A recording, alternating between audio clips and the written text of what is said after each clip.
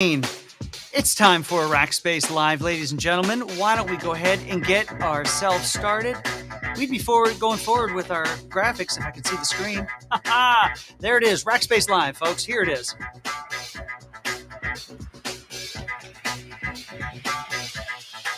Let's go. That's right. Let's go. Let's get in after it. It is a Wednesday. It is, thank goodness, a rainy day, or at least it looks like a rainy day in Texas. We've been in a serious drought around these parts, and it's so good to actually have a little bit of rain and helping out. So, everyone, I want to welcome you to a Rackspace Live, just like a Cloud Talk Live, but different. And really what our big difference here, folks, is we are not only going to dig into tech, but we're going to talk specifically about partnerships. We're going to talk specifically, Chris is here. Sorry, I got distracted. You know, I've got some ADD and I've learned to leverage it as a fun feature. So we're going to dig into a conversation with one of our partners. We're going to talk about how that can help you be more successful with your own technology implementation. Guys, I want to encourage you to be like Chris. How can you be like Chris? Well, you can be like Chris by introducing yourself. You can tell me who you are. You can tell me where you are. So welcome to Rackspace Live, of course. But I'd love to know, Chris is probably just upstairs. I don't know where he is, or working home, or far away. Mukesh, we're glad that you're here as well. Introduce yourselves, folks. This is a conversation. I'm not talking to you. I'm talking with you. And that's what makes it so much fun. And I'm so glad to be here in the Rackspace headquarters again, not just because my house is getting remodeled and this is a much quieter place to be, but because, hey, it's great to be here with a bunch of fellow Rackers. And if you want to get a hold of us, obviously this is Rackspace Live, but you can get a hold of us through the Solve email address. Just send an email over to solve@rackspace.com and it will hit the whole production team and we'll be anxious to take a look at that. Well, as this is a Rackspace Live, folks, we are we're gonna break up from the normal plan a little bit today. Working from home, Chris. All right, but next time, Chris, I need to have you on this program. You would be a great guest. I'd love to have that. So we are in the castle, and my background, folks, that is our tribute wall to the Rackers, who are also Armed Forces veterans. If we get over here, we'd love to show that to you. But what makes this today a little bit different? Not only are we going to talk about some Rackspace solutions that can help you be more successful in your technology adoption, but I am going to talk a little bit about what's cooking in the news, and what's cooking in the news is this right here, folks. Look at this. The leading library services firm Baker and Taylor hit by ransomware. Now, there's a lot of ransomware going around these days, but what makes this kind of interesting is they describe themselves, Baker and Taylor does, as the oldest distributor of books to libraries in the world. Can you believe that? Hey, Fort Worth is here. Glad you're here. And but Baker and Taylor, they were hit, and guys, they were hit hard. I mean, it took everything down, not just servers. It took down phone systems. It took out door locks. It took out literally everything. So they're trying to figure out how to get their life back in order. And it goes back to what we talk about all the time. Now, you've got to do the blocking and tackling when it comes to your cybersecurity. Doesn't matter if you're in a private cloud in your own data center. Doesn't matter if you're in the hyperscale cloud. These are activities that you have to undergo. Now, one of the reasons, I guess I should say, that I give you a cybersecurity update here. Nigeria's here. Themi, we're glad you're here. We don't get a lot of folks from Nigeria. Thanks for staying up with us here in Lagos. But the reason that I bring up an article that has to do with cybersecurity is it is our topic for the day, and we have with us a partner, and it's who's I'll introduce to you in just a second. But I also have Rackspace's general manager and leader of our security offerings, Eric Gilmore here. Thank you. No, Eric is not the leader, but Gary Alterson is. And so let me show you a couple pictures here of these fine gentlemen. So first of all, we have Matt McGillen. He is the VP of Partnerships and Alliance over at an amazing company, partner of Rackspace called Oak 9. You're going to learn all about Oak 9 today from Matt, and you're going to learn about the offerings that we have that integrate what Oak 9 brings to the table and what Rackers can also do as well. Now, I mentioned Gary Alterson is here. Gary is our General Manager of Security Services here at Rackspace. Normally they're both in Chicago. Gary's out of Chicago. Matt's out at an event in Las Vegas. So, we've got a worldwide audience and we've got a worldwide membership here on the program today. So with that, why don't we go ahead and bring our guests up? I'm going to say welcome to Rebecca from Austin. Great to have you here with us. We've got Jim from Austin and Boston, and all kinds of great folks. And beloved Oboria, that's nice. Here from Nigeria. We've got a couple folks from Nigeria. That is great. Normally we don't get to from those locations. But Gary and Matt, welcome to the program. So glad you're here. Hey, Jeff, how are you? Fantastic. So Matt, do you have to sell the car to get home, or are you doing okay? I'm escaping with my wallet intact, so I'm just gonna leave it like that. So a true tech executive, somebody who has learned how to pace himself in Vegas and come home and still have something left to his name. Yeah, someone that's in the security business, it may not shock you that I'm a little bit risk averse. As well you should. Yeah. So you are in the security business. So you're over at Oak 9. Why don't you tell our good friends here in the audience, tell us a little bit about Oak 9. What does an Oak 9 do?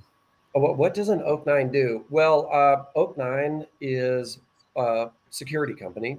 Yep. And what we are is really laser focused on cloud native security.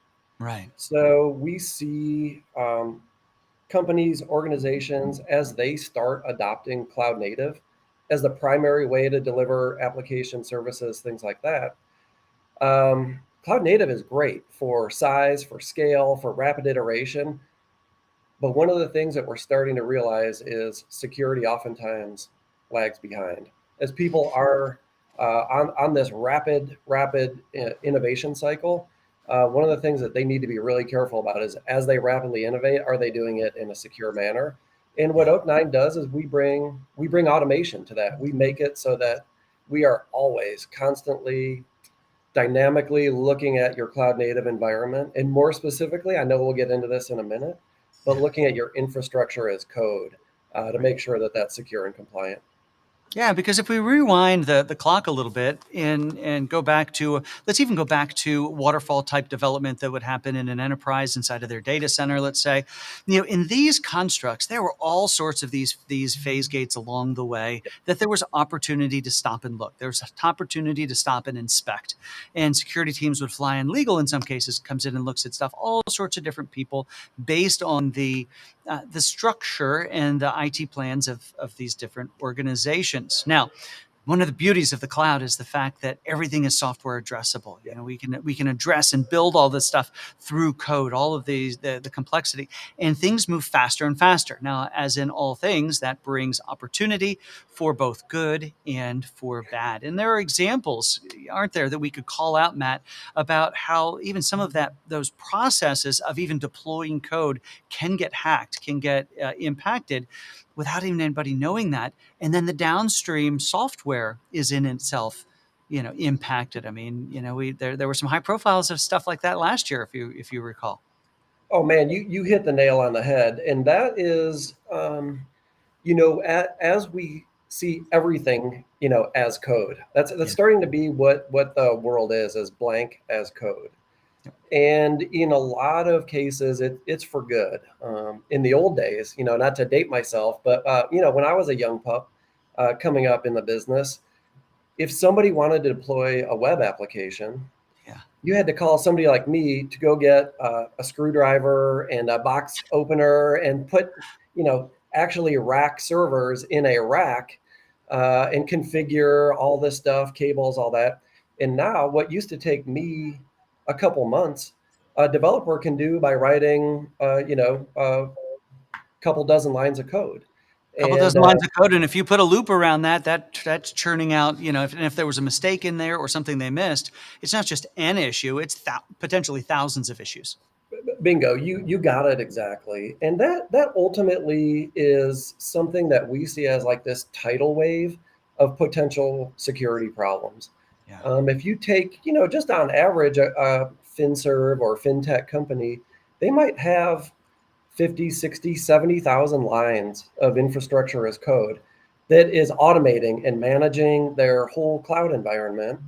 Um, who who's looking at that code to make sure that it's deploying things that are going to comply with GDPR or PCI or SOC 2? That's a lot of time and effort to go through and look at 60,000 lines of code. You can't really do that without automation today. Well, and there's an interesting thing we need to call out is that's not 50 or 60,000 lines of code for the application that's running on the infrastructure. That's 50 or 60,000 lines of code to deploy and manage the infrastructure on which your millions of lines of code are then going to reside. Yeah, you're exactly right. And I was just flipping through a security study that got released recently, and there was some like absurd proportion of security related breaches that had to do with not the application, but with the infrastructure. It was either misconfigured or a vulnerability was left open in the way that the infrastructure was deployed, and that's a very easy way for malicious actors to get in is through that infrastructure. That's right. Now, Gary, you help us here at Rackspace to create secure. One, do two things. You create security solutions that you can bolt on top of infrastructure, but also solutions on how to respond should there be incidents, hunting activities to go look for bad guys, and ways to help make sure even our core offerings are as secure as possible. I mean, it's a huge challenge, and what I'm interested in is how Oak 9 helps to solve a problem or solve a problem that most companies have that we can now help do at scale. Where do they fit into that whole picture? Yeah, and so the Oak 9 basically fits into the how you achieve that basic hygiene in an infrastructure as code managed environment, right? So going back to your original story, right, and the underlying premise of, hey, you've got to do the basics. How you do basics in a code driven environment is different, right? It's not people staring at workstation or server configurations in an AWS or Azure or GCP console. It's not. You can potentially do it with cloud security posture management, but that's all after it's running, right? Yeah. And so how you get it built in from the beginning is you've got to make sure that code is secure. And that's we as we talk to our customers, we realized, you know what, we need to fill this space and we need to have a partner here. In addition, most people don't know, and I think most people are familiar with our PDR offer. Most people don't know that that's all written as code in AWS Cloud Native, managed through infrastructure as code. And we were sort of doing the same thing ourselves retrospectively, making sure that things were secure. When we found Oak 9 and we found that, you know what, I could hand this off to my developers and they could make sure they're building our PDR infrastructure securely as well. We went and we not only believe them as a partner, we went and became a customer as well. Now, you're using acronyms that we haven't defined yet. We're not allowed to do that. Okay. So what is the PDR? PDR is proactive detection and response. That's our SOC-based offer, essentially, for customers here at Rackspace. Very good. Now, you may be asking yourself the question, hey, we got some really smart people here in our organization and we can pay attention to this stuff. We'll inspect our code. Well, folks, if you've, I've read the book, Nicole Perloff's book, This Is How They Tell Me the World Ends. It's a bunch of amazing stories of very scary things that have happened in and around the security and zero-day marketplace from, the 90s on through. And there's a story inside of there that talks about, one of the generals who was paying attention to this from a U.S. military point of view. And what they discovered was they wanted to figure out at what point does a system become too complex for people to manually pay attention to it.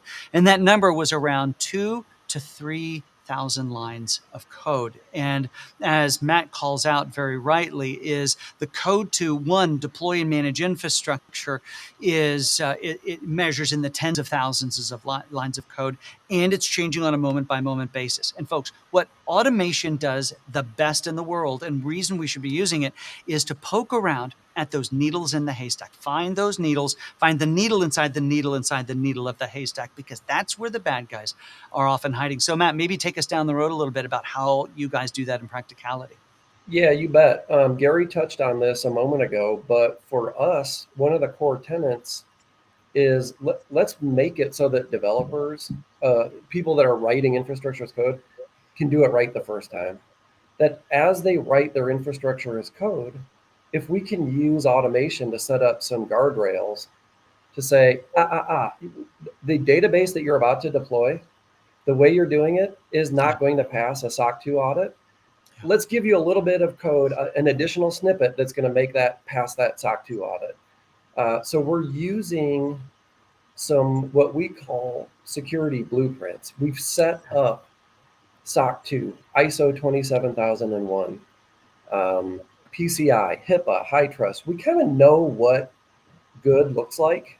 Yeah. And so as people are writing their code, we can plug into their IDE, we can plug into the CI/CD pipeline, or even into their code repository and tell them as they're developing the code, yes, you got this right, thumbs up, let's push this to production, or hold on 1 second. Before we do that, you really want to take a look at how you have TLS configured. You really want to take a look at end-to-end communication, because SOC 2 says that it has to be secure in your application. And here's some things that we found that you didn't do. So by using that automation and being plugged into the tools that the developers are already using, we're trying to catch these things before they even happen. That's one of the things that I get super excited about the tool set as well, is it's not, you don't go create all your code and then send it out to run through the thing and have a list of 50,000 things you got to go fix. As the developers work, they're getting those alerts, and you're either making the recommendation. In some cases, you're plugging in the code. I mean, Gary, let's talk about how there are two pieces here. So I want you to address that for our customers and our offerings, but let's talk a little bit about how we use it at Rackspace and the difference that it's making. I think that's the really killer part about what Oak9 does, and why we decided to partner with them, as well as use them internally, is that all our customers and Rackspace, right? That all that is all the infrastructure is being managed by developers, right? Yeah. And you don't want to go teach your developers to go be security experts, nor do your developers want to go take a bunch of extra steps. So one of the neat things that Oak9 does, and Matt alluded to this, is in your development environment for individual developers, it will actually essentially show you your code with comments that says, here's how to do it better. Here's what you should have written instead. And you have the ability to just take the comment off and it's there. You can fix it. So I think that's really neat. And we do use that internally. My developers use that when they're managing threat detection response. In addition to that, for our customer security teams and for me as manager, there's still a standard set of dashboards, a standard set of reporting. I can see the status of all the code, and I can see the status of what's live as well, because there's a check that goes into your actual live environments and sort of validates, did this stay the way you intended? So you've got that check on, hey, you pushed it securely. Now, did somebody come around and manually change something and make it insecure? You've got that check as well, and that then feeds back. Right. So Matt, you over at Oak9, you guys are on a mission to help developers and help companies be more secure in the code and the infrastructure that they're creating. Tell me a little bit about why this partnership is important to Oak9, why it's important to you in your mission to help secure the world. Yeah. Thanks, Jeff. Absolutely. And, the partnership for us is really the way that we're hoping to grow and scale the business. And the reason is Rackspace is very close to, the customers and knows the issues that the customers face. So you guys at Rackspace are on the ground every day with your customers. You know what troubles they face, what struggles they have, what issues that they're starting to face, or more importantly, what issues the customer might be facing in the future. Right. So you have folks close to the ground, great relationships with your clients. We're hoping that we can just be that little bit of thought.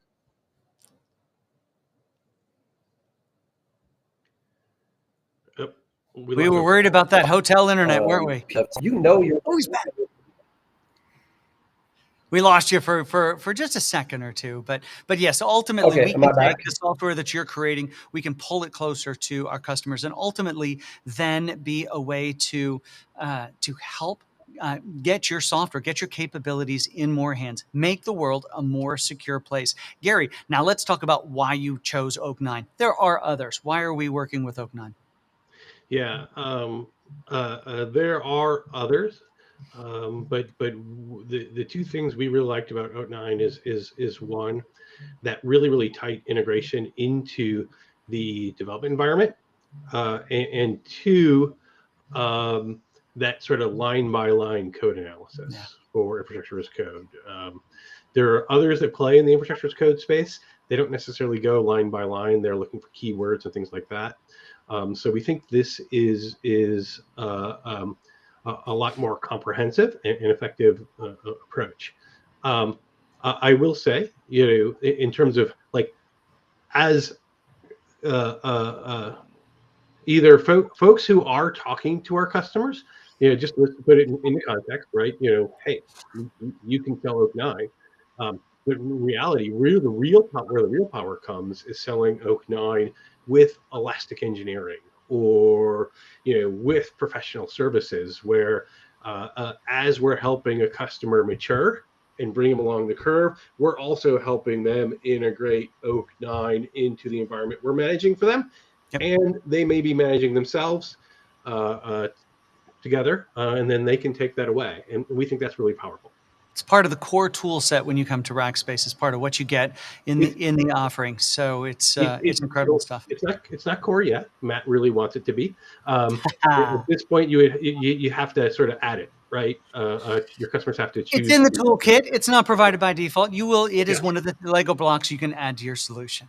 It is one of the things you can add to your customer solutions to help make what we do for them and what they do for themselves more secure. Yep. Well, Gary and Matt, thank you so much for being on the program today. This is a huge step forward to our ability here at Rackspace to be able to help secure the world's digital workloads. And thank you so much for taking your time out of both of your days, and Matt, out of your busy, I'm going to say conference, not gambling day. And everyone, if you are interested in learning more about this, the link will be on the screen here. It'll also be in the comments that you can come over to Rackspace and find more information out. Or you know what? Go right to Oak9, oak9.io, and learn all sorts of information. And also Solution Hub. We didn't include that, but Solution Hub is an internal resource at Rackspace, so we cannot send the world to Solution Hub. Yeah, there's that. Okay. Darn it. Details. Welcome to a live program, ladies and gentlemen. So glad that you're here. But if you're a Racker and you're watching this internally, go to Solution Hub. All sorts of great information there. Gary is exactly spot on there. Well, gentlemen, have an amazing rest of your day. Thank you for being a part of this. And as we have updates, come knock on our door. We want to bring this out to the world to let them know what is new. In fact, Matt, my challenge to you is let's get some folks on and talk about the roadmap of capabilities that we can look for coming out of the tool set in the near future. You bet. Love to do it. Thanks so much for having me. You bet. Everyone, I hope that you have an amazing rest of your day. This has been a great episode of Rackspace Live. We don't do these as often as the Cloud Talk Live. And it's nice to get to pitch a little bit more of the core capabilities of what we do here at Rackspace. You know what? Because I'm a bit of a believer in what we do here and being able to enable the world's digital solutions. So thanks so much for being a part of the program today.